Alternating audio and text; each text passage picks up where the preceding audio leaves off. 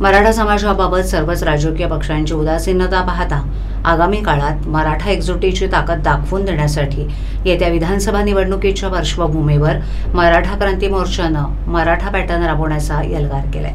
या अनुषंगानं आगामी 1 महिना मराठा जोडो अभियान ठाण्यातील 4ही विधानसभा क्षेत्रात राबवणार असल्याची माहिती ठाणे मराठा क्रांती मोर्चाचे समन्वयक ॲडव्होकेट संतोष सूर्यराव आणि प्रवीण पिसाळ यांनी आयोजित पत्रकार परिषदेत दिली।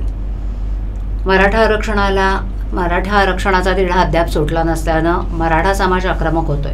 ठाण्यातही सकल मराठा समाजाच्या बैठकीचा रतीब सुरू झाला असून आगामी विधानसभा निवडणुकीच्या पार्श्वभूमीवर रविवारी मराठा क्रांती मोर्चानं ठाणे शासकीय विश्रामगृहात पत्रकार परिषद घेऊन भूमिका स्पष्ट केली आहे। या पत्रकार परिषदेला प्रवीण पिसाळ, प्रवीण कदम, दत्ता चव्हाण, दिनेश पवार, रमेश चौधरी, संतोष पालांडे इत्यादींसह मराठा क्रांती मोर्चाचे पदाधिकारी आणि कार्यकर्ते उपस्थित होते। मराठा क्रांती मोर्चाने काय ठरवलंय? मराठा जोडो अभियान हे नेमकं काय आहे? जय शिवराय। मी संतोष सूर्यराव, मराठा क्रांती मोर्चा ठाणे। आजच्या बैठकीमध्ये प्रामुख्याने हे ठरलं आहे की येत्या निवडणुकीमध्ये मराठा समाजाच्या मागण्यांना बगलबच्चे देणाऱ्या प्रत्येक राजकीय पक्षाला मराठ्यांची ताकद आम्ही या येत्या निवडणुकीमध्ये दाखवून देणार आहोत।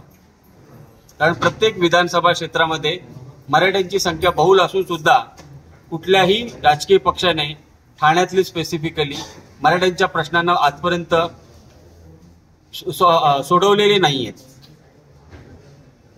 साधारण काय करणार आहात नेमकं तुम्ही? आता सुरुवात तरी येणाऱ्या महिन्यामध्ये आम्ही आमच्या ठाणे जिल्ह्यातल्या प्रत्येक मराठ्यापर्यंत आम्ही पोहोचणार आहोत आणि त्यांना मराठा समाजाची जी ताकद आहे ती त्यांना समजून सांगून या येत्या निवडणुकीमध्ये मराठा समाज मराठा पॅटर्न ठाण्यामध्ये कसा राबवेल याच्यासाठी आम्ही पूर्ण प्रयत्न करणार आहोत।